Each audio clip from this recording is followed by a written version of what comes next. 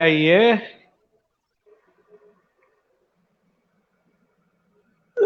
नमस्कार। बिहार स्वाभिमान आंदोलन के पेज पर आप सब लोगों का, जो लोग इस वक्त इस चर्चा के हिस्सेदार हैं, भागीदार हैं, सहभागी हैं, सबका बहुत बहुत स्वागत है। और इस चर्चा में हमारे अग्रज प्रख्यात कवि, हिंदी के बड़े नामचीन कवि और संजय पंकज जी हमारे साथ इस वक्त हैं। भाई साहब का बहुत बहुत स्वागत। बाकी के धन्यवाद और भी धन्यवाद। जी बाकी और भी अतिथि हमारे साथ जुड़ेंगे इस चर्चा में। कुछ तकनीकी कठिनाई की वजह से कुछ समय की देरी हुई है और धीरे धीरे बाकी लोगों का जुड़ना होगा। तो फिलहाल चर्चा की शुरुआत करते हैं। जो विषय है हम सब उससे वाकिफ है, दिख भी रहा है लगातार वो स्क्रीन पर। लोकतंत्र के कर्णधारों से कलंकित होता सदन, बिहार विधानसभा की बातचीत है। जो बीते दिन की घटना है उसको लेकर हम लोग बातचीत के लिए जुड़े हैं। तो आदरणीय संजय पंकज जी से सीधे सीधे चर्चा की शुरुआत करते हैं।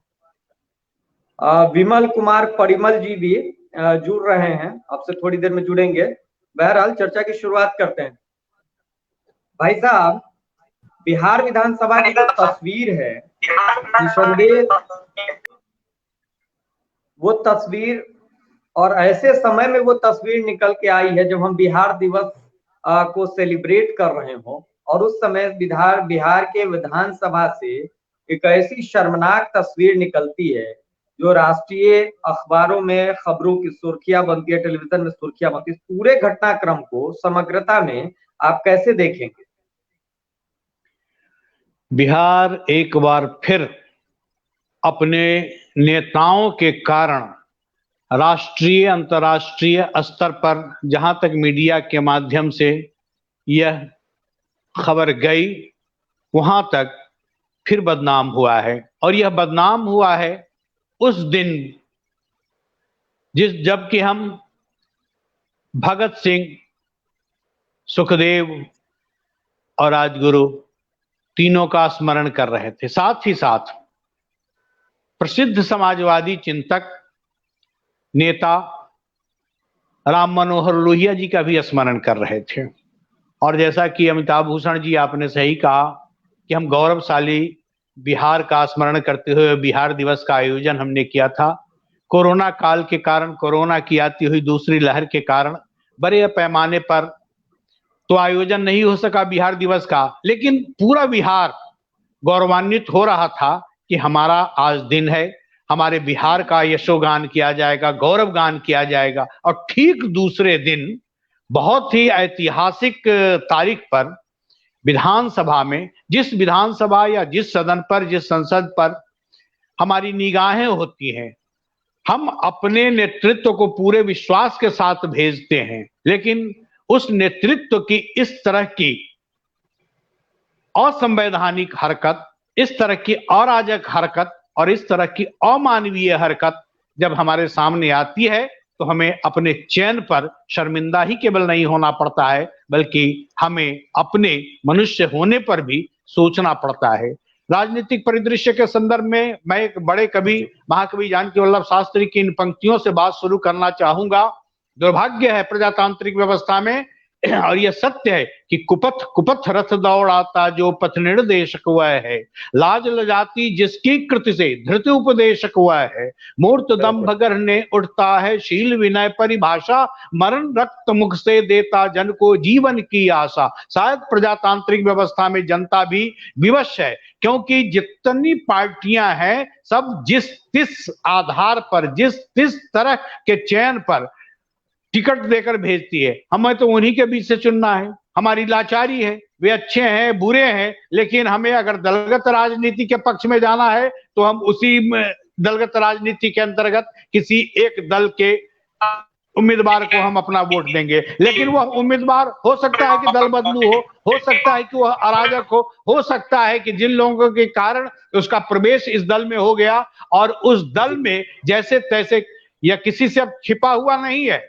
यह एक सत्य है कि चुनाव में टिकट देने का अब आधार योग्यता नहीं है, आपकी मनीषा नहीं है, आपकी सज्जनता नहीं है, आपका बहुत बड़ा सामाजिक होना और आपकी सेवा के कारण आपको टिकट दिया जाएगा, यह कोई जरूरी नहीं है। अभी अभी हम लोगों ने जो आवाज उठाई कि राज्यपाल के कोटे से जो 12 एमएलसी बनाए गए हैं, वो प्रौद्योगिकी, साहित्य, संस्कृति, कला, समाज सेवा के क्षेत्र में से लिए जाएंगे। लेकिन जिस तरह के लोगों का चयन किया गया है, जिनको साहित्य का क ख का ज्ञान नहीं है, जो संस्कृति नहीं, अब सांस्कृतिक जिनका व्यक्तित्व है, वैसे लोगों को कला, साहित्य, संस्कृति के कोटे से हमारा प्रतिनिधि बनाया गया है। तो संविधान की धज्जियां उड़ाई जा रही हैं और संविधान की अवज्ञा उन लोगों के द्वारा की जाती है जो दिन रात संविधान की ही दुहाई दे रहे हैं। जी, कहीं से भी यह दृश्य, मैं संविधान मैं कल में जी हाँ बोलिए। बस मैं इसी से जुड़ता हुआ एक सवाल और जहन में था, सोचा आपसे साझा किया जाए। बड़ी अच्छी बात आपने कही है कि जिस तरीके का स्वरूप है सदन के भीतर का, वो चुनने के लिए हम भी विवश हैं, क्योंकि दलों के जो प्रतिनिधि हैं उसी तरीके के अगर मैदान में होते हैं तो फिर उन्हीं का चयन होता है। खराब, बहुत खराब, कौन बेहतर, उसमें बड़ा मुश्किल है फर्क कर पाना। लेकिन सवाल ये है कि कल की घटना ने सदन की मर्यादा को लेकर, दलीय प्रतिबद्धताओं को लेकर, दलों के भीतर के लोकतंत्र को लेकर कई मसलों को जोड़ते हुए सवाल खड़ी कर रही है। सदन की जो प्रतिष्ठा रही है, क्या डॉक्टर श्री कृष्ण सिंह के दौर की बिहार विधानसभा की ये तस्वीर डॉक्टर श्री कृष्ण सिंह या उनके बाद के लोगों ने, बल्कि नीतीश कुमार में भी अगर भाई साहब आए तो नीतीश कुमार ने अपने पहले दूसरे कार्यकाल में कभी ऐसा सोचा होगा क्या कि सदन का ये स्वरूप होगा और मैं मौन समर्थन दूंगा पूरे घटनाक्रम को? देखिए, केवल नीतीश दोषी नहीं है जी। इस कटघरे में हम तमाम दलों को लाना चाहते हैं, तमाम नेतृत्वकर्ताओं को लाना चाहते हैं। किसी ने भी तो रोकने का प्रयास किया होता, उनके शुभचिंतकों ने, उन्हीं के दल के वरिष्ठ लोगों ने रोकना शुरू किया होता। लेकिन यह बिल्कुल ऐसा लगता है कि जैसे सब कुछ निरंकुश है। आप नेता हो गए तो इसका यह अर्थ नहीं कि आप हमारी राष्ट्रीय संपत्ति की हानि पहुंचाएंगे। आप सदन में विधानसभा अध्यक्ष की घेराबंदी कर लेंगे, आप सदन के तमाम नियमों को ताक पर रखकर अभद्र प्रदर्शन करेंगे। ठीक है, प्रदर्शन, प्रतिरोध, धरना, प्रदर्शन हमारा संवैधानिक अधिकार है, हमें प्रतिवादी होना चाहिए क्योंकि हम प्रतिपक्ष की भूमिका में हैं। लेकिन प्रतिवाद का रास्ता सत्याग्रह का रास्ता भी हो सकता है, मौन का भी रास्ता हो सकता है। हम संवाद का, व्यापक संवाद करें, लेकिन गुंडागर्दी हम करेंगे, यह एक तरह से गुंडागर्दी है और इसके लिए कठोर दंडात्मक व्यवस्था होनी चाहिए। आम आदमी, हम आप यही जो कानून का सम्मान करते हैं, हमारे आपके लिए यही बड़ा अपराध हो जाता। लेकिन उन लोगों के लिए अब तक अपराध के कटघरे में रखते हुए तमाम लोगों की अरेस्टिंग होनी चाहिए थी, तमाम लोगों को इस समय जेल में होना चाहिए था, तमाम लोगों को सजा होने की जरूरत थी और सबसे पहले तो उन्हें सदन से बर्खास्त कर देने की जरूरत है, उनका राजनीतिक अधिकार छीन लेने की जरूरत है। आप, जनता ने इसलिए आपको नहीं भेजा है कि आप अभद्र प्रदर्शन करें। आप विधानसभा अध्यक्ष के साथ अभी क्या है, उस दिन कोई मंत्री, जब मंत्री खड़ा होकर ललकारते हुए कह रहे थे कि गांधी मैदान में फड़िया लेंगे। विधानसभा अध्यक्ष की एक गरिमा होती है, एक मर्यादा होती है, और उंगली उठाकर आप जिस अभद्र ढंग से विधानसभा अध्यक्ष को संबोधित कर रहे थे, हम अपने शिक्षक से, हम अपने गुरुजन से, हम अपने श्रेष्ठ जन से जी प्रोटोकॉल का पालन किया जाना चाहिए। प्रशासन के बीच में भी मैं छुटभैया नेता को भी बोलते हुए मैंने सुना है कि यह प्रोटोकॉल का आपने पालन नहीं किया। लेकिन यह प्रोटोकॉल है क्या? विधानसभा अध्यक्ष की कोई मर्यादा नहीं है, कोई गरिमा नहीं है? उसमें सदन में वरिष्ठ लोग बैठे हुए हैं, सदन में वे सारे लोग हैं और सदन का पूरा दृश्य संसार देख रहा है, और वैसे में किसी की 4 पंक्तियां हैं। इसी सदन और संसद की इन्हीं हरकतों पर केंद्रित करके मनुष्य किस तरह से विद्रूप आचरण के साथ प्रस्तुत होता है। धन वाले भिखमंगे देखे, कपड़े पहने नंगे देखे, आदमी जैसे बंदर देखे, यह सब संसद के अंदर देखे। अब इन लोगों को देखकर कभी कभी सोचने पर विवश हो जाना पड़ता है कि सचमुच क्या हमारे पूर्वज बंदर थे, इसी तरह की हरकत किया करते? अगर हम मनुष्य हैं, हम तमाम प्राणियों में श्रेष्ठ हैं और आप समाज के अगुआ हैं, नेतृत्व करता है, कोई तो कमिटमेंट होना चाहिए, कोई तो विचारधारा होनी चाहिए, शील मर्यादा सबको ताक पर रखकर इस तरह से अभद्र ढंग से प्रदर्शित करेंगे। डाक बंगला चौराहा पर आप पुलिस के साथ मारपीट करेंगे, राह चलते हुए राहगीर के साथ छेड़खानी करेंगे, किसी की मोटरसाइकिल में तोड़ देंगे, किसी की दुकान पर रोड़ा फेंक देंगे, इस तरह से भी कहीं प्रदर्शन किया जाता है। ऐसे आचरणहीन, भ्रष्ट और उत्तेजित प्रदर्शन पर सख्ती होनी चाहिए। मैं इसे न पुलिस लाठीचार्ज की मैं बड़ाई कर सकता हूं, उसके पक्ष में नहीं हूं, मैं उसकी भी निंदा कर रहा हूं। सदन में जो लाठियां चटकाई गई उसकी भी निंदा कर रहा, लेकिन ऐसी परिस्थितियां बनी क्यों, इसमें प्रथम दोषी कौन है? आप सदन के भीतर जाकर इस तरह से हंगामा कीजिएगा, उसमें केवल हमारा प्रतिनिधि ही नहीं है, उसमें हो सकता है कि भीड़ में तथाकथित उस दल के झंडा बरदार भी हो, जिन लोगों के कारण यह भद्द पिटी है, ऐसा दृश्य खड़ा हुआ है। जी, हमारे साथ रंगीश ठाकुर जी भी जुड़ गए हैं। रंगीश भाई के पास भी पहुंचेंगे, उससे पहले मेरा सवाल फिर से वही है संजय पंकज जी भाई साहब आपसे, कि जो तस्वीर आपने सदन का जिक्र किया, देश के सर्वोच्च सदन से जो तस्वीर निकलती है माइक तोड़ने की, कागज फाड़ने की, बिहार विधानसभा की वही तस्वीर बनती है, और उससे पीछे चले जाएं तो मिर्ची पाउडर फेंकने की भी तस्वीर सदन से निकली।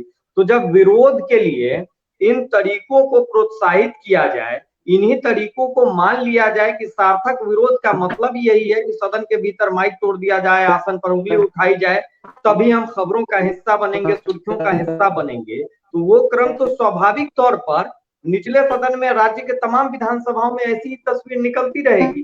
तो सदन की मर्यादा को लेकर जो आपने हिस्सा जोड़ा कि केवल एक की जवाबदेही नहीं है, तो नेता के तौर पर, सदन के नेता के तौर पर मुख्यमंत्री नीतीश कुमार की मौजूदगी है, और सदन के नेता के तौर पर सवाल इसलिए भी पूछा जाना चाहिए कि जब रामसूरत राय गांधी मैदान में फरियाद लेने का जिक्र कर रहे होते हैं सदन में, और जब सम्राट चौधरी उनकी ही पार्टी के मंत्री के तौर पर विधानसभा अध्यक्ष को उंगली दिखा के ललकार रहे होते हैं, तो उस समय भी नीतीश कुमार की चुप्पी होती है। तो क्या ये न माना जाए कि ये सत्ता का प्रोत्साहन है? हालांकि विपक्ष का रवैया भी बेहद खतरनाक है, लेकिन सत्ता में सदन के नेता की जो भूमिका है, क्या वो भूमिका इस सवालों के दायरे में नहीं होनी चाहिए?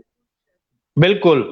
जब आपके समर्थक दल का कोई बड़ा नेता, उसमें भी मंत्री, इस तरह की हरकत करता है, उसका भी आप प्रतिवाद नहीं करते हैं, उस पर भी आप कोई कार्रवाई नहीं करते हैं, उसकी भी भर्त्सना या निंदा नहीं करते हैं, उस पर बयान भी नहीं देते हैं विपक्ष में, इसका अर्थ है कि वह आपको स्वीकार्य है। और विपक्ष उससे प्रेरित होकर, जब सत्ता पक्ष के लोग उटपटांग हरकत कर रहे हैं, जब सत्ता पक्ष के लोग इस तरह की भाषा में बात करते हैं, वे जब धज्जियां उड़ाते हैं सदन की, और सभापति की कोई मर्यादा, कोई गरिमा नहीं रह जाती है, कोई उंगली उठाता है, कोई ललकारता है, उस तरह से भी कहीं सदन में बातचीत की जाती है। आपके पास ध्वनि विस्तारक यंत्र है, उसके साधन है, आप धीमी आवाज में भी अपनी बात पूरे सदन में पहुंचा सकते थे, और मीडिया के माध्यम से वह पूरे देश में, पूरे संसार में बात जाती, लेकिन आप सदन के भीतर चिल्ला रहे हैं जबकि आपके पास माइक है, और इस तरह से कहीं चिल्लाया जाता है। आप वहां एक नेता के रूप में नहीं, लगता है कि आप एक पार्टी के रूप में,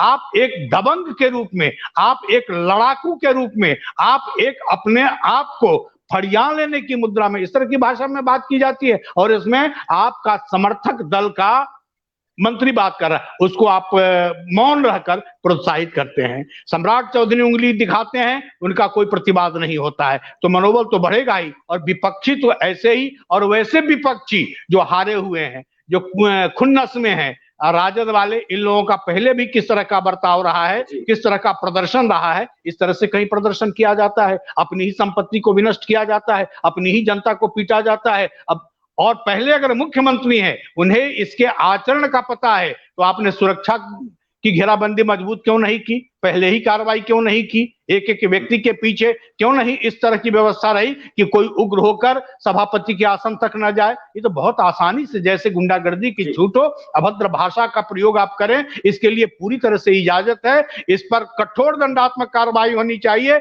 और मैं समस्त देशवासियों से, बिहार वासियों से विशेष रूप से, क्योंकि यह केवल उन नेताओं की बेशर्मी का, अब उनको क्या है, लाज लग जाती है उनकी कृति से, इनसे तो लाज को भी लज्जा आ जाए। इनको तो लगता है कि हमारा कद बढ़ा है, हम जितना चिल्लाए हैं जनता हमारे पक्ष में हो जाएगी। लेकिन बिहार के बुद्धिजीवी बिहार का ऐश्वर्य, बिहार का स्वाभिमान बहुत आहत हुआ है और फिर बिहार उसी 50 वर्ष से पीछे की बर्बरता में लौट गया है। हमारी भद्र सम्मान बहुत दिनों के बाद लौटता है। माननीय नीतीश कुमार जी के माध्यम से खोए हुए बिहार का गौरव लौटा था, लेकिन फिर इन्हीं के कार्यकाल में हमारा गौरव खत्म हुआ है, ध्वस्त हुआ है। कल की घटना जितनी, हम तो गर्व कल तक कहते थे कि उत्तर प्रदेश में मायावती के समय में इसी तरह से विधानसभा में एक बड़ी घटना घटी थी, कोई टेबल के नीचे किसी पर फाइल फेंका गया, मारपीट, माइक वाइक तोड़ना वोड़ना, तो हम उसकी निंदा कर रहे थे। लेकिन हमें क्या पता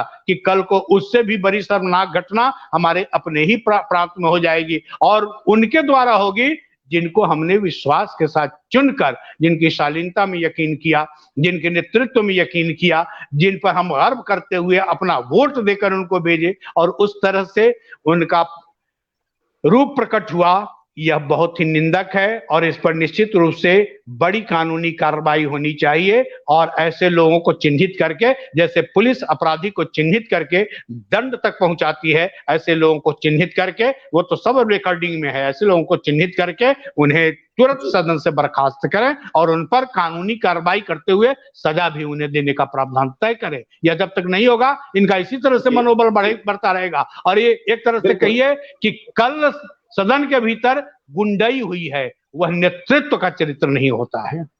बिल्कुल आप सही कह रहे हैं। और यही थोड़ा पीछे चले जाएं तो दिल्ली विधानसभा की तस्वीर इसी तरीके की कमोवेश निकलती है। उससे थोड़ा और वक्त पीछे चले जाएं तो देश के सबसे उच्चतम सदन की अगर तस्वीर देख ले तो वहां भी राज्यसभा में इसी तरीके की स्थिति होती है और अगले दिन राज्यसभा के सभापति पहुंचते हैं धरनारत सांसदों के पास। उनका एक अपना काम करने का तरीका था, लेकिन सवाल एक और भी है कि जिस तरीके से आसन की गरिमा जो है वो लगातार खराब होती रही है, विरोध की जो प्रकृति है वो विकृति में तब्दील हुई है सदन के भीतर, वो बात अपनी जगह वाजिब है, लेकिन साथ ही साथ जिस तरीके से ये आसन की गरिमा वहां बैठे हुए लोग भी गिरा रहे हैं लगातार। अगर हम पिछले महीनों का कार्यकाल देख ले तो कई बार लगता है कि आसन से जुड़े हुए सवाल भी बड़े साफ तौर पर सामने दिखते हैं। आसन की गतिविधि पर भी कई बार सवालिया निशान होता है और आसन के आचरण की वजह से भी होता है। तो ऐसा नहीं लगता है कि सदन के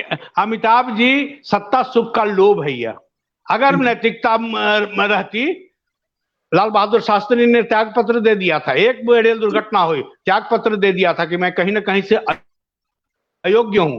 अगर 3-3 बार 4-4 बार विधानसभा के सभापति का अपमान हुआ है और वे मौन धारण किए हुए, क्यों चुप है महाराज? आप उस पद से त्याग पत्र दे दीजिए, आप उसके विरोध में स्टेटमेंट दीजिए। तो आप मौन है कि सब कुछ के बावजूद हमें हमारा वेतन मिले, हमें हमारी कुर्सी में आबाद रूप में रहे और हम सत्ता का सुख भोगते रहें, चाहे आप जितना अपमानित हो जाए, आपके माध्यम से बिहार का गौरव जितना नष्ट हो जाए, लेकिन आप मौन धारण कर। यह केवल इस हमाम में एक आदमी नंगा नहीं, एक आदमी एक आदमी दोषी नहीं है। मैं मुख्यमंत्री पर को भी दोष के घेरे में लाता हूं, मैं विधानसभा के सभापति को भी दोषी मानता हूं। सब क्यों मौन है? क्यों नहीं बोल्ड स्टेप लेते हैं? क्यों नहीं त्याग पत्र देते हैं? क्यों नहीं मुखर होकर जनता के सामने इन लोगों का चरित्र खोल कर रखते हैं? और क्यों नहीं अपने तंत्र को सक्रिय करते हुए इन पर कानूनी कार्रवाई करते हैं? क्यों? आखिर किस तरह का लोभ है? निश्चित निश्चित। और एक और भी रंगीश जी हमारे साथ जुड़ रहे हैं। रंगीश जी, जो पूरी तस्वीर है बिहार से लेकर देश तक ने देखा, हालांकि बिहार के जिम्मे नेतृत्व की भूमिका थी और बिहार परिवर्तन का हमेशा वाहक रहा, लेकिन जो तस्वीरें कल तक कर्नाटक विधानसभा, दिल्ली विधानसभा और देश के राज्यसभा की होती थी बाकी राज्यों की, वही तस्वीर बिहार से निकलती है और उतनी ही विभत्स निकलती है। तो दुर्भाग्यपूर्ण तो है ही, लेकिन ऐसे वक्त में आपको नहीं लगता है कि सत्ता में बैठे हुए लोग सत्ता की हनक में कई बार इतने मतांध होते हैं कि जो संसदीय समितियां होती है या जो विधानसभा की समितियां होती है जहां चर्चा होनी चाहिए, वहां चर्चा का कोरम भी कई बार पूरा नहीं होता है और विरोध का मुखर स्वर दबाने के लिए कई बार मतांध होकर फैसले लिए जाते हैं और ऐसे में विपक्ष भी विकृति के रास्ते पर आगे बढ़ता है। तो आपको नहीं लगता है कि सत्ता पर और विपक्ष के बीच का सामंजस्य भी कहीं ना कहीं खराब हुआ है और इसको ठीक करने की जरूरत है?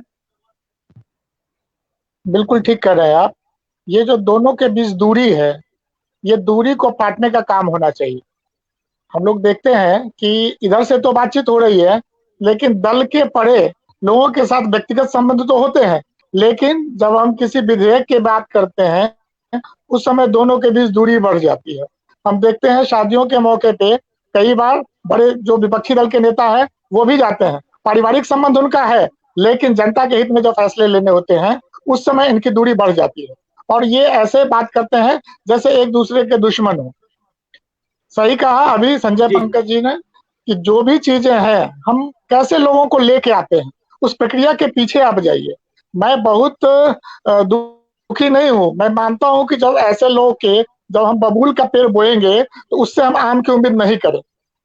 हम जिनको चुनते हैं, चुनने से पहले हम लोग जातिगत व्यवस्था देखते हैं कि जाति में कौन सा फिट बैठ रहा है, सामाजिक समीकरण क्या है, उसके पास पैसे कितने हैं, वो उसका इन्फ्लुएंस कितना है, लेकिन हम उसकी शुचिता के बारे में कोई बात नहीं करते।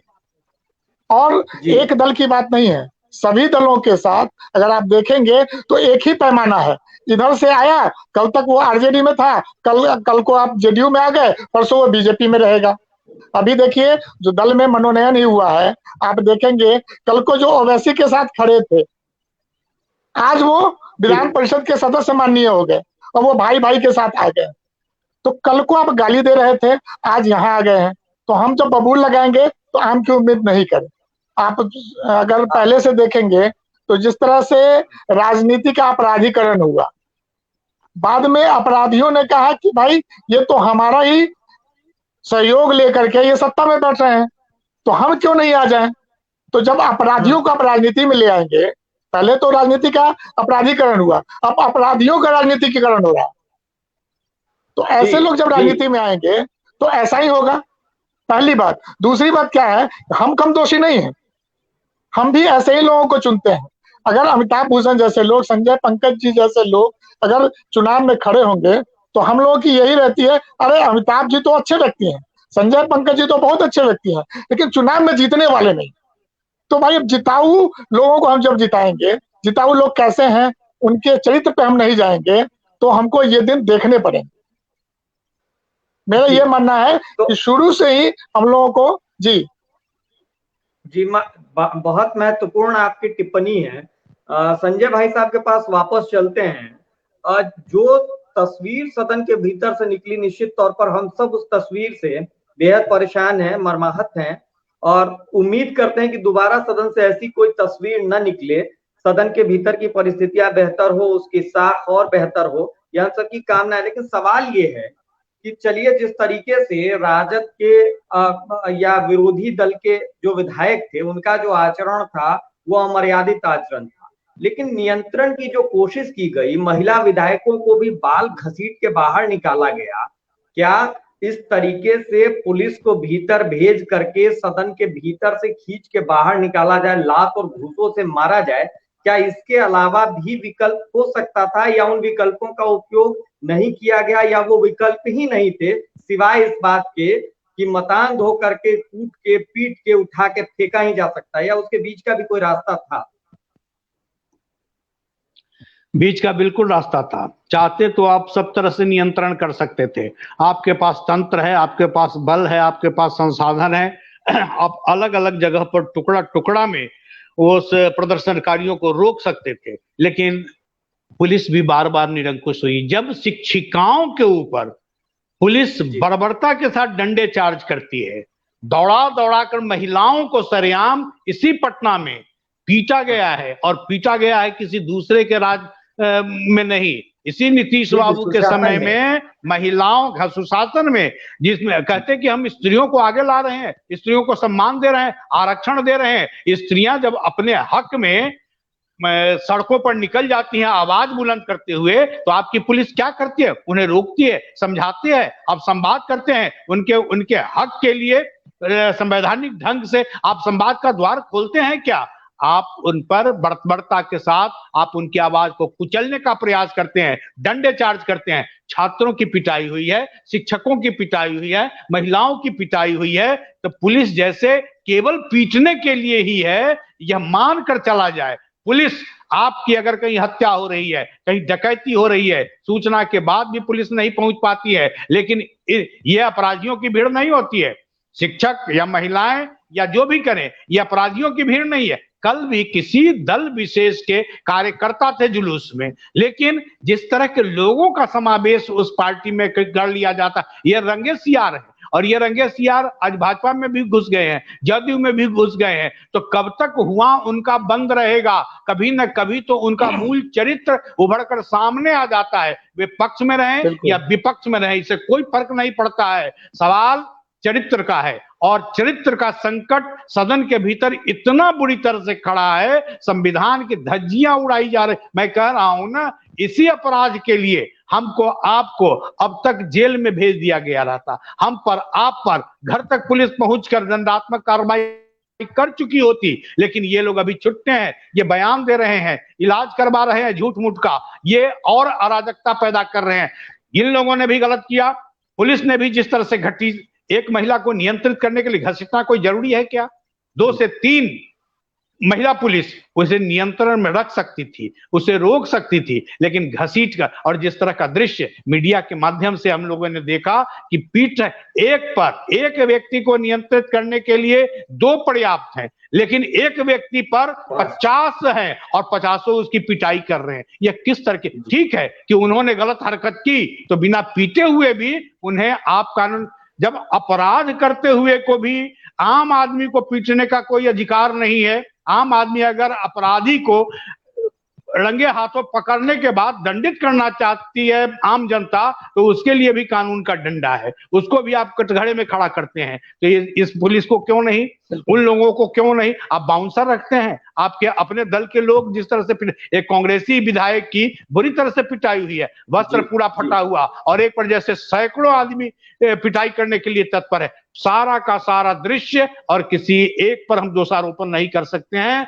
यह इसकी जितनी, मैं तो कहता हूं कि पूरा सदन एक तरह से अयोग्यता का कल विराट प्रदर्शन, चरित्रहीनता का विराट प्रदर्शन, जिस भारत के वैभव का गान दिनकर ने किया है कि भारत नहीं स्थान का वाचक गुण विशेष नर का है, किसी एक देश का नहीं शील या भूमंडल भर का है। तो यही शील की जिस तरह से धज्जियां उड़ाई गई, जिस तरह से उन्हें अपमानित किया गया, आखिर अंततः वे हमारे नेतृत्व करता है, उन्हें भी सोचना चाहिए, और उन्हें नियंत्रित करने के लिए हमारी सरकार को भी सोचना चाहिए। सरकार मौन है अपने के किए हुए अपराध पर, सरकार इस समय बयान दे रही है विपक्ष की हरकत पर, लेकिन दोषी आपके भी लोग हैं, आप भी हैं, वे भी हैं। इसकी कहीं से भी स्तुति नहीं की जा सकती है। अपराध छोटा हो या बड़ा हो, अपराध अपराध है। आपके कारण भी बिहार शर्मसार हुआ है, और कल भी बिहार शर्मसार हुआ। तनिक भी आप लोगों को अपने अतीत का स्मरण नहीं है, जनता का स्मरण नहीं है। अपने अहंकार को प्रदर्शित करने के लिए, अपनी ताकत को प्रदर्शित करने के लिए, जिस तरह से जातीय बल पर, जिस तरह से बाहुबल पर, जिस तरह से धन बल पर आप जनता को काबू में करते हैं, उसी तरह से आप सदन को भी काबू में करना चाहते हैं। यह बहुत ही संविधान की, एक तरह से संविधान के परखच्चे उड़ाए गए हैं, कानून को ठेंगे पर रखा गया है, पुलिस की ऐसी तैसी की गई है, और सदन के भीतर जो हुआ है वह केवल बिहार के लिए नहीं, इस देश के लिए भी बहुत शर्मनाक घटना है वह। जी रंगेश भाई, यहीं से एक सवाल ये भी निकलता है, कई बार ये अक्सर लोग ये कहते हैं, बिहार को जानने समझने वाले, बिहार की राजनीति को परखने वाले अक्सर ये कहते हैं कि तेजस्वी यादव और उनकी पार्टी और उनकी हैसियत का जो विस्तार हाल के वर्षों में हुआ है, वो दरअसल उनके प्रिय चाचा, आत्मीय चाचा नीतीश कुमार का देन है। नीतीश कुमार ने ही उनके छवि को बड़ा किया है, व्यापक किया है। और जिस बात का जिक्र भाई साहब डॉक्टर संजय पंकज जी भी कर रहे थे कि दोनों की जवाबदेही है, तरीके और भी थे, इस सब को रोका जा सकता था, होता ही नहीं, लेकिन फिर भी हुआ। तो क्या ये माना जाए कि सत्ता की हनक दिखाने की कोशिश एक तरफ, और दूसरी तरफ खुद को पीड़ित बताने की या सत्ता को मतांध बताने की कोशिश थी? इसमें कुल मिला के क्या ये तस्वीर है कि तुम्हारी भी जय जय हमारी भी जय जय, न तुम हमसे आगे न हम तुमसे पीछे, क्या ये यही कोशिश थी? और दूसरा इससे जुड़ता हुआ एक सवाल और भी है कि एक बात बताइए, राजद की जब भी चर्चा होती है, लालू यादव जी की पार्टी का जब भी जिक्र होता है, तो उसकी एक व्याख्या बहुत सार्वजनिक तौर पर हो जाती है कि उस पार्टी से जुड़े हुए लोग कैसे होंगे, उस पार्टी का स्वरूप कैसा होगा, स्वभाव कैसा होगा, आचरण कैसा होगा। लेकिन जो लोग चाल चरित्र और चेहरे की दुहाई देते हैं, जब उनके लठैत सदन के भीतर फरियाने का धमकी दे रहे होते हैं आसन की तरफ देख करके, और दूसरे जो सुशासन के झंडावदार हैं, जब उनके सिपाह सलार खड़े होकर के आसन को कहते हैं कि आकुल मत होइए, धैर्य रखिए, तो ये जब एक तरफ आप इस तरीके का स्वभाव अपना रहे हैं और दूसरी तरफ दूसरे को कह रहे हैं कि जी वो पतित हैं और हम चाल चरित्र चेहरे वाले, तो कैसा चाल, कैसा चरित्र, कैसा चेहरा, फिर ये दोनों के भीतर फर्क क्यों रखा जाए? बिल्कुल, विगत अगर एक हफ्ते की बात करते हैं तो आपको समझ में आता है कि दोनों में कोई अंतर नहीं है। मैं तो ये कहूंगा कि अगर किसी मंत्री ने व्याकुल नहीं होने का उंगली दिखा करके जैसे निर्देश दिया और आपको नहीं बोलना है, तो संजय भाई साहब ने बिल्कुल सही कहा है कि अध्यक्ष की मर्यादा है। न उस मंत्री ने खेद प्रकट किया, न माफी मांगी, और जब अध्यक्ष जी ने उनको रोका तो अध्यक्ष जी ने रोका होगा, इसका मतलब है कि वो असंवैधानिक गतिविधि थी उनकी, हम सब लोगों ने महसूस किया। तो उसको अगर उन मंत्री महोदय को दंड मिल गया होता तो आज ये दृश्य मेरे हिसाब से देखने को नहीं मिलता। लोग अपराध करते हैं, अपराध के बदले अगर उनको सजा नहीं मिलती है तो दूसरा अपराध फिर से आता है। आपको भी दिखाना चाहिए था, पार्टी ने भी कोई एक्शन नहीं लिया। एक्शन नहीं लिया क्या, नसीहत तक नहीं दी। उसे नसीहत देना चाहिए, कहीं डांटना चाहिए। तो उस तरह की अनुशासन की समिति आपके विधानसभा में भी है, पार्टी की भी अपनी अनुशासन समिति है, दोनों ने कोई एक्टिविटी नहीं की। आपने बिल्कुल सही कहा है।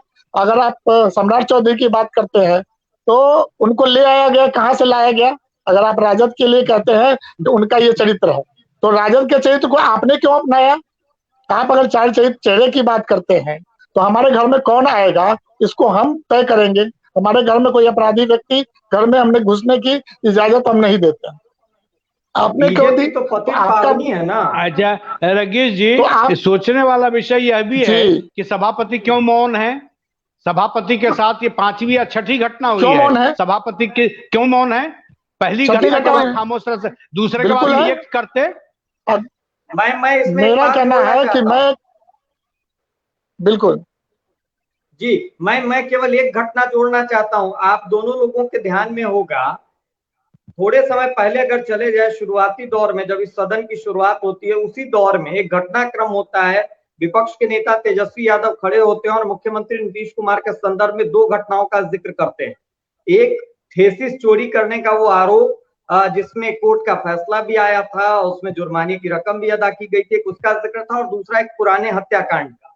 और उस समय जिस तरीके से मुख्यमंत्री ने अपने उसको खोया था, अपने आपा को खोया था, और जिस तरीके से उन्होंने बातचीत की, तो सदन की जो मर्यादा और जो हम लोग सदन की समझ रखते हैं कि कभी भी सीधे सीधे संवाद हम सदन के भीतर नहीं करते हैं, आसन की तरफ देख के अपनी बात कहते हैं।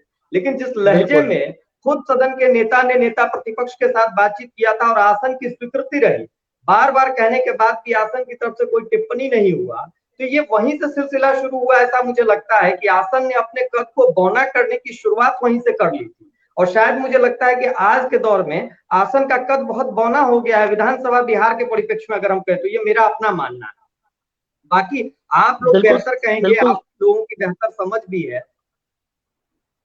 नहीं, मेरा कहना यह है कि अगर आप शिक्षक हैं तो शिक्षक हैं तो आपके लिए जितने भी स्टूडेंट हैं वो सबके सब छात्र बराबर हैं, चाहे वो लखपति का बेटा हो, करोड़पति का बेटा हो, या जो भी हो। एक अध्यापक के रूप में मैं काम कर चुका हूँ, तो मैंने देखा है कि सबके ऊपर आपका बराबर का अनुशासन रहेगा। तो अगर शिक्षक को लगता है कि ये छात्र मेरे अनुशासन को नहीं मान रहा है तो विद्यालय उसको किसी थमा देता है कि जाओ भाई तुम बाहर जाओ। लेकिन हम लोग बहुत गर्व के साथ कहते हैं, वैशाली जन का प्रतिपालक, गण का आदि विधाता, और प्रजातंत्र जिसको हम कहते हैं कि प्रजातंत्र की माता भी है, गण का आदि विधाता भी है, वहीं पे लोकतंत्र की 13वीं करते हैं ये सदन में जाके। तो आज पूरा बिहार शर्मसार है। वो आप माननीय मुख्यमंत्री जी का भी जिस तरह से आया, ठीक है, उनका बुढ़ापा है, उनका जो भी है, उनका पर्सनल फीलिंग है, लेकिन जब आप सदन में आते हैं तो सदन की गरिमा का ख्याल आपको भी रखना होता है। आपको ही कॉपी करते हैं लोग। माननीय प्रधानमंत्री जी को मैंने देखा है कि कई बार प्रधानमंत्री जी के साथ विपरीत टिप्पणी के बाद वो आसन की कितनी मर्यादा का ख्याल रखते हैं। बिल्कुल। तो उनकी पार्टी के जो लोग हैं वो नीचे तक उसको ख्याल रखें और जो सदन की मर्यादा है उसका परिपालन हर हालत में होना चाहिए, ताकि हमारा जो परिपक्व लोकतंत्र है, सबसे बड़ा लोकतंत्र है, वो सुरक्षित है। जी रंगीश जी, वह दौर याद कीजिए, हम लोग तो इतिहास के माध्यम से पढ़ते हैं, जब संसद के भीतर अटल बिहारी वाजपेयी बोलने के लिए खड़ा होते थे और प्रतिपक्ष शुरू से ही मानकर चलता है कि सत्ता वाला कुछ भी बोले, हमारा चरित्र होना चाहिए उसका विरोध करना, परस्पर यही होता है, हल्ला करना, बायकाट करना, कुछ भी। लेकिन जब अटल बिहारी वाजपेयी, राम मनोहर लोहिया, ये सब सत्ता पक्ष के विपरीत के लोग थे, विपक्षी थे, लेकिन जब बोलने के लिए खड़ा होते थे और सत्ता वाले जब उन्हें उनकी वाणी को अवरुद्ध करना चाहते थे, पंडित जवाहरलाल नेहरू स्टेटमेंट थे, भाई आप लोगों को सुनना चाहिए, अटल जी बोल रहे हैं, लोहिया बोल रहे हैं, कम से कम उस दिन भी माननीय मुख्यमंत्री को चुपचाप सुनना नहीं चाहिए था, वो उनको समझाना चाहिए था कि आप धीमी आवाज में भी, आप शालीन ढंग से भी माननीय मंत्री जी आप बात रख सकते हैं। लेकिन फड़ियाने के लिए गांधी मैदान क्या इसी के लिए है वह ऐतिहासिक मैदान कि जाकर दो वहां सांड की तरह, भैंसा की तरह लड़ाई करे, इसलिए नहीं है। यह किस तरह की भाषा है? तो उस दिन भी उन्होंने मौन धारण किया क्योंकि उनके समर्थक, ये तिनतसिया का खेल है, राजनीतिक कमिटमेंट है, कोई ठिकाना नहीं। आप क्यों भूल जाते हैं कि जदयू और राजद की मानसिकता में अभी बहुत कोई फर्क नहीं है, कोई ठिकाना नहीं। जिस तरह से इधर से उधर आने जाने की स्थिति बनती है, भाजपा वाला कब उधर चला जाए, भाजपा का कोई झंडा बरदार राजद में चला जाए, राजद वाला कब भाजपा में आ जाए, कब जदयू और राजद एक हो जाए, तो सब मौन इसीलिए मौन साध कर चलता है कि कब आने वाले समय में कौन अपने शत्रु के साथ, गाली बोलने वाले के साथ भी सत्ता सुख पाने के लिए तालमेल बैठा ले, कोई ठिकाना नहीं है। इसलिए ये सब एक ही हमाम के सब नंगे चेहरे हैं, नंगे लोग हैं। बिल्कुल आप सही कह रहे हैं। राजनीति के संदर्भ में तो ये समझ में आता है कि राजनीति में मित्र कठिन है, स्व से उठा चरित्र कठिन है, किसी जुआरी के अड्डे पर वातावरण पवित्र है। लेकिन सदन के भीतर सदन की मर्यादाओं के साथ जो लोग वहां बैठते हैं वो अपने दलीय प्रतिबद्धता को छोड़ करके अगर सदन की साख की थोड़ी सी भी चिंता कर ले तो शायद इस तरीके की तस्वीर निकल के नहीं आएगी। लेकिन तो बड़ा सवाल यहीं से खड़ा होता है कि मुख्यमंत्री नीतीश कुमार कैसे नसीहत देंगे सम्राट चौधरी को, जब खुद ही वो विधानसभा के भीतर 2 दफे हमने देखा है कि वो खुद अपना आपा खो चुके हैं, खुद ही आसन की आप अवहेलना करते हैं, तो आप किसी और को कैसे समझाएंगे कि आसन का सम्मान किस तरीके से करना। और आसन की भी भूमिका देख लीजिए कि जब अपमान होता है तो अपमान करने वाले के कद के हिसाब से उनको कष्ट होता है। जब मुख्यमंत्री सदन के नेता के तौर पर अपमान करें तब तो कोई दिक्कत नहीं होती है, जब कोई मंत्री उनका करता है तब अध्यक्ष जी का स्वाभिमान जागृत होता है। तो ये जो सदन के अध्यक्ष के भीतर की जो भावना है उसको जब तक वो अलग नहीं कर पाएंगे तब तक इसी तरीके से आसन का अपमान भी चलता रहेगा और सदन की परिस्थितियां भी ऐसे ही बद से बदतर होती जाएगी। मुझे लगता है कि बिहार के सदन को बेहतर कैसे किया जाए, उसकी साख कैसे बचे, इस पर तमाम लोगों को मिल बैठ के काम करने की जरूरत है, क्योंकि आने वाली नस्लें तो फिर थूकेंगी। आप जो दे के जा रहे हैं उस पर कौन कहेगा कि आप, हम डॉक्टर श्री कृष्ण सिंह की विधानसभा के प्रतिनिधि हैं या हम उस विधानसभा के जानने वाले हैं, उसको समझने वाले हैं, उसका अध्ययन करने वाले लोग हैं। फिर तो यही होगा कि हम सम्राट चौधरी वाली विधानसभा को देख रहे हैं, हम गांधी मैदान में फरियाने वाले रामसूरत राय की विधानसभा को देख रहे हैं और उसका अध्ययन। तो ये परिपाटी कैसे बदले, इस पर भी एक चिंता। अमिताभ जी बड़ा अच्छा इशारा कर रहे थे। माननीय मुख्यमंत्री जी का कुछ दिन पहले का स्टेटमेंट देखिए, लालू जी जेल में हैं और जिस तरह की भाषा में तेजस्वी का क्लास ले रहे थे, इस तरह से मुख्यमंत्री बात करेगा कि जाकर पूछना अपने बाप से, जाकर पूछना अपनी मतारी, इस तरह की भाषा में आप बात कर रहे थे। आप बहुत मर्यादा में अटल बिहारी वाजपेयी हमारे प्रतिमान हैं, उनसे सीखना चाहिए। श्रेष्ठ जनों से इन लोगों को सबसे पहले तो इन लोगों को मर्यादा का पाठ पढ़ने के बाद उसमें जाना चाहिए। ये लोग शपथ ग्रहण करते हैं, सौगंध खाते हैं और सौगंध शपथ को ताक पर रखकर अपना जो मूल आचरण है उसका प्रमाण वहां प्रस्तुत कर देते हैं। तो ये लोग तो मूल उसी चरित्र के हैं जिसका प्रमाण पत्र कल प्रस्तुत किया है, चाहे सत्ता पक्ष के लोग हो या विपक्ष के लोग हो। जैसे पूरे देश में, अब ये केवल बिहार की स्थिति नहीं है, पूरे देश में अब तो हम कह सकते हैं कि राजनेताओं का एक ही चरित्र, कॉमन चरित्र है।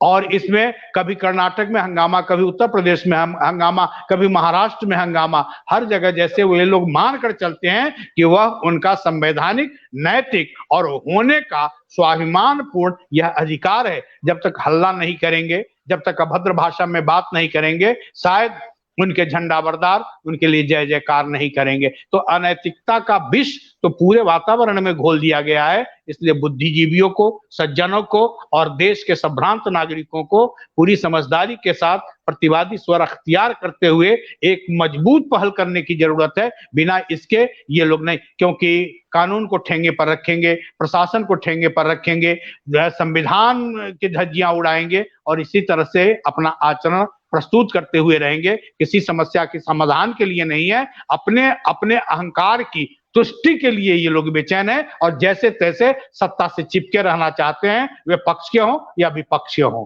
कोई फर्क नहीं पड़ता है। जी बिल्कुल, आप सही कह रहे हैं और हम उम्मीद करते हैं कि आने वाले समय में इस तरीके की चर्चा और तेज हो, सदन की साख और मर्यादा कैसे बेहतर हो, उस पर सब लोग मिलकर काम करें और उस दिशा में कुछ बेहतर हम कर पाए, ये हम सबकी आशा अपेक्षा है। आखिरी हिस्से में बिल्कुल हम कार्यक्रम के हैं, 46 मिनट से ज्यादा की चर्चा हो गई और बड़ी सुखद अच्छी चर्चा हुई है। आपकी अनुमति हो भाई साहब तो आखिरी में मैं उस घटना का जिक्र करना चाह रहा हूं जिससे इस पूरे बवाल की उत्पत्ति होती है। बिल्कुल बिल्कुल। जिस विधेयक को लेकर ये पूरा बखेरा हुआ है, रंगीश भाई कुछ कहना चाहते हैं, कुछ जोड़ना चाहते हैं रंगीश भाई? आवाज आपकी बंद है रंगीश जी,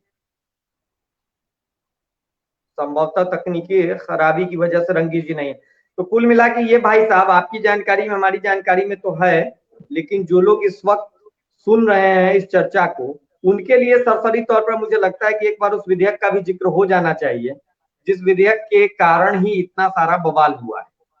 तो जो मेरी समझ है उसमें यही है कि बिहार सैन्य पुलिस को अलग करने के लिए और जिस तरीके से अर्धसैनिक बल की अपनी एक आइडेंटिटी और उनके जो अधिकार है, उसी तरीके से अधिकार बिहार सैन्य पुलिस में, और ये इकलौती पुलिस होगी राज्यों की। राज्यों में अगर आप देखेंगे तो बिहार की इकलौती पुलिस होगी जिसको अलग से विशेषाधिकार उसके अलग इकाई के पहचान के तौर पर बनाने के लिए देने की कोशिश की गई। और इस विशेषाधिकार से होगा क्या? तो आज का जो अखबार है, इसको मैं एक बार सोच रहा हूं कि इसके जरिए बताऊं कि बिहार पुलिस को इस विधेयक से क्या कुछ मिलेगा, जिस विधेयक के कारण इतना बखेरा हो रहा है, सशस्त्र पुलिस बल विधेयक 2021। इस विधेयक से होगा क्या? इस विधेयक का प्रावधान पहले मैं बोल दूं, यह बिहार सैन्य पुलिस को अधिक अधिकारों से लैस करेगा। विधेयक में एक शीर्षक है बिना वारंट तलाशी लेने की शक्ति। इसी का विरोध हो रहा है कि इसका दुरुपयोग होगा। बिना वारंट के, बिना मजिस्ट्रेट की अनुमति के अगर तलाशी हो जाएगी, गिरफ्तारी हो जाएगी, तो राजनीतिक तौर पर इसका दुरुपयोग हो सकता है। ये भाई साहब तर्क बहुत हद तक मुझे लगता है कि तर्क इसलिए भी उठा होगा क्योंकि हाल के दिनों में जिस तरीके से सुरक्षा एजेंसियों का दुरुपयोग होता रहा है, बल्कि दशकों से जिस तरीके से चला आ रहा है, तो पुलिस के दुरुपयोग की बात कोई नई नहीं है और पुलिस के अधिकारों को पुष्ट करने पर कई बार ऐसे सवाल होते हैं। दूसरा है कि इसमें विशेष सशस्त्र पुलिस बल का सक्षम अधिकारी किसी घटना के बाद शंका के आधार पर संदेहास्पद व्यक्ति की तलाशी और गिरफ्तारी कर सकता है। ऐसा करने के बाद वह गिरफ्तार व्यक्ति को अगली कानूनी कार्रवाई के लिए निकटतम थाने को सौंप देगा। सुरक्षा में तैनात अधिकारी को बिना वारंट और बिना मजिस्ट्रेट की अनुमति के किसी संदिग्ध को गिरफ्तार करने का अधिकार मिल जाएगा। तो ये प्रावधान है। और क्यों लाया जा रहा है? सरकारी तर्क ये है कि यह विधेयक बिहार सैन्य पुलिस बीएमपी को स्वतंत्र अस्तित्व देने के लिए है। सरकार ये कह रही है कि हम किसी को डराने के लिए नहीं ला रहे हैं। विधेयक पारित होने के बाद सैन्य पुलिस का नाम बदलकर विशेष सशस्त्र पुलिस हो गया है, किसी अन्य राज्य की पुलिस के साथ मिलिट्री नहीं जुड़ा हुआ है। बिहार इकलौता राज्य है जहां मिलिट्री का उपयोग किया गया है। अतः नाम में एकरूपता के लिए भी यह विधेयक लाया जा रहा है। क्यों चाहिए अधिक सख्ती, अब इस पर भी है मामला। तो सरकार का तर्क है कि विधेयक में बताया गया है राज्य में सशस्त्र पुलिस बल का दायरा बड़ा हो रहा है। पहले इसकी भूमिका कानून व्यवस्था की स्थिति पर नियंत्रण के लिए बिहार पुलिस की मददगार थी। बदले हालात में उसकी भूमिका बढ़ी है। अब इसे औद्योगिक इकाई, महत्वपूर्ण प्रतिष्ठानों, हवाई अड्डा, मेट्रो, ऐतिहासिक और सांस्कृतिक महत्व के केंद्रों की सुरक्षा की जिम्मेदारी भी दी गई है। और आखिरी में इस विधेयक इस बल को स्वतंत्र पहचान, नियम और अधिकार देगा। बस इतना ही इसका हेतु है। विपक्ष का यह मानना है कि सरकार इसके जरिए विरोध के, प्रतिरोध के स्वर को दबाएगी, कुचलेगी। और जिस तरीके की तस्वीर कल सदन के भीतर से निकली है, जिसको हम सब लोग मानेंगे कि रास्ते और भी थे, लेकिन कहीं ना कहीं हनक दिखाने की कोशिश रही होगी, या दूसरी तरफ से भी ये दिखाने की कोशिश ही रही होगी कि सरकार कितनी मतांध है, सरकार कितनी निष्ठुर और निर्दयी है, वो देखिए। और पुलिस का चरित्र तो हम सब बेहतर ही जानते हैं। तो ऐसे में पुलिस के अधिकारों को लेकर ये पूरा विरोध हुआ, और उस विधेयक को लेकर जो विरोध शुरू हुआ सड़क से सदन तक, उसकी छवि हम सब ने देखी है। तो मुझे लगा था कि चर्चा के आखिरी में इस हिस्से को जोड़ना चाहिए। और डॉक्टर संजय पंकज जी, और कुछ आप जोड़ना चाहें भाई साहब तो आप जोड़ सकते हैं। देखिए, पहले तो पुलिस महकमा को हम दोष के कटघरे में रखें, उनको हम अपराधी कहें, उससे पहले सच तो यही है, उन लोगों को भी संवेदनशील होकर जो बड़े पुलिस पदाधिकारी हैं उन्हें समझना चाहिए, सोचना चाहिए। मैं मुजफ्फरपुर की बात बता देता हूं। मुजफ्फरपुर में आए दिन अखबार के माध्यम से पुलिस के द्वारा स्मैक जितना बरामद किया जाता है उसके हिसाब से अब तक कई क्विंटल स्मैक मुजफ्फरपुर में जमा हो जाना चाहिए, लेकिन कुछ एक किलो में ही इतने क्विंटल वाले अपराधी पकड़ लिए जाते हैं। आखिर यह पुलिस का किस तरह का खेल है? जिसको फंसाना हो, मैं स्मैक की एक पुड़िया थमा दीजिए। किसी को फंसाना है, एक कहीं से खाली खोखा गोली के लिए आई राइफल की गोली का, उसको पकड़। शराबबंदी है, लेकिन यह भी तो अब मीडिया के माध्यम से सूचना आई है कि बरामद शराब हजारों बोतल चूहे पी गए, वो अभी थाना में। हजारों बोतल थाना में पकड़ा गया, लेकिन जब उसकी गणना की जाती है तो हजारों बोतल आज नहीं है। आखिर वह शराब जाती कहां है? जब बिहार में सच्ची बात यह है कि शराबबंदी के बावजूद शराब की बहुतायत में उपलब्धता है। आखिर यह पुलिस की मिलीभगत से नहीं, खाकी की मिलीभगत से नहीं, नेताओं की मिलीभगत से नहीं, दबंगों की मिलीभगत से यह सब नहीं होता है तो किससे होता है? पुलिस को इतना अधिकार दे दिया गया है, अब पुलिस कुछ भी कर सकती है। वह सुनियोजित व्यवस्था में सरकारी अधिकार प्राप्त एक ऐसा उपक्रम है जो ऐसे ही हनक में पुलिस रहती है। और आपने तो ठीक उसी तरह से अधिकार दे दिया है जैसे SC ST वाला कानून है कि कानून ने कह दिया आप दोषी हैं या नहीं। अभी आपने देखा होगा कि कई दशक के बाद जेल से मुक्त होकर हरिजन केस का एक अपराधी निकला है, और तब निकला है जब कोर्ट ने कहा कि आई निर्दोष है। आप उसके उतने वर्ष वापस कर देंगे, उसकी मानसिक पीड़ा को वापस कर देंगे? कोई सरकार जिसने उसको दंडित किया है, जिस पुलिस ने उसको दोषी मानते हुए, जिस न्यायाधीश ने उसको अपराधी मानते हुए सजा दिया है, वो असल अपराधी तो वह पुलिस व्यवस्था है, असल अपराधी वह न्यायाधीश है। उसके लिए कोई दंड का ये ट्रू और फॉल्स का पुलिस में जो खेल चलता है, एक दरोगा किसी कोई केस को झूठे को सच बना देता है और उसका बढ़िया पदाधिकारी फिर उसको पलट देता है, तो नीचे वाले को आप अपराध के घेरे में लाते हैं क्या? तो यह तो पुलिस को आपने जो डंडा थमा दिया है, मैं ईश्वर न करे पुलिस भी अपनी नैतिकता समझे, पुलिस भी अपनी जिम्मेवारी समझे, लेकिन अब तक का जो चरित्र है वह अपने अधिकार और अपने कानून के दायरे में आई हुई शक्ति का पुलिस ज्यादा दुरुपयोग ही करती है और आम आदमी उससे त्रस्त होती है। हम अगर कहीं विरोध में है, किसी गलत बात के लिए विरोध में है, थाने पर हमारा शोषण होता है, हम विरोध में है, 1 मिनट में स्मैक का पुड़िया थमाकर हमको अरेस्ट कर लिया जा सकता है, बिना वारंट का हमको भीतर कर दिया जा सकता है। आपने तो वही थमा लिया है कि उसने जो कह दिया वही सत्य है। जी जी, पुलिस का चरित्र पर ऐसे तमाम सवाल हैं, और जिस तरीके से इस पूरे घटनाक्रम के जो दोषी सदन के माननीय सम्माननीय सदस्य हैं, उनके ऊपर भी कठोरतम कार्रवाई होनी चाहिए। जाहिर तौर पर जिन लोगों ने निर्दयता पूर्वक तरीके से लाठीचार्ज किया, सबसे पहले तो पुलिस बिना वारंट का उनको पकड़े, उनके घर की तलाशी ले, सबसे पहले उनको पकड़ कर ले जाए भीतर, क्योंकि वो प्रत्यक्ष है। जी, तो अब इस विधेयक का उपयोग वहीं किया जाए। बिल्कुल अंतिम हिस्से में है, किया जाए। 54 मिनट। रंगीत जी अगर कुछ कहना चाहते हैं तो जल्दी जल्दी में जोड़े और फिर उसके बाद चर्चा पूरी की जाए। नहीं, दो चीजें हैं। जैसे आपने कहा कि कानूनी जो अभी पास हुआ है विधेयक, जो भी आया है, उसकी खामियां हो सकती है। उस खामियों को उजागर करने के लिए, उसको दिखाने के लिए आप बहस का समय ले सकते हैं। आप जो विधानसभा अध्यक्ष हैं उनसे समय लीजिए, सरकार से समय लीजिए, उस पर बहस करिए। नंबर गेम है, कोई विधेयक जो है वो नंबर से गिरता है। आप बाकी विधायकों को कन्विंस करिए, पार्टियों को कन्विंस करिए, लेकिन ये तरीका बिल्कुल गलत है कि आप सदन में मसल पावर का उपयोग करें। अगर मसल पावर का उपयोग होता भी है तो ये करना चाहिए कि उनके ऊपर सख्त से सख्त कार्रवाई होनी चाहिए। उस विधायक पर या विधान पार्षद पे कार्रवाई सख्त हो कि अगला कोई व्यक्ति, अगर कोई अगला सदस्य है, वो उस तरह की गलती नहीं करे। उनको तो डिबार बिल्कुल करना चाहिए, साल भर के लिए, 2 साल के लिए, या अगली बार चुनाव लड़ने के लिए भी उनको वंचित करना चाहिए, ताकि आगे लोग सीख ले सकें और कानून का अनुपालन हो सके। बस इतना ही कहना। रंगेश जी, सत्ता पक्ष ने तो पुलिस को अधिकार दे दिया, वह कानून पारित भी हो गया, तो पुलिस को छुट्टा छोड़ दे कि आप देखिए, फुटेज निकालिए और उस आधार पर इन लोगों को बिना वारंट का अरेस्ट कीजिए। उसका तरीका ये नहीं है कि हम सदन में ये करें। उसके लिए आप राज्यपाल से मिलिए और आगे उसका करिए। बिल्कुल उसके पक्ष में नहीं, क्या उसकी निंदा की जाएगी? इन लोगों से निंदा कर सकते हैं, बिल्कुल निंदा। आप जनता के बीच जा सकते हैं, जो आप जनता के बीच जा सकते हैं। हाँ, विरोध का खराब तरीका है, लेकिन उनका इशू अपनी जगह महत्वपूर्ण है। विरोध लोकतंत्र की धुरी है, सदन की धुरी है, वो बनी रहे, लेकिन विरोध संस्कृति हो, विकृति न हो।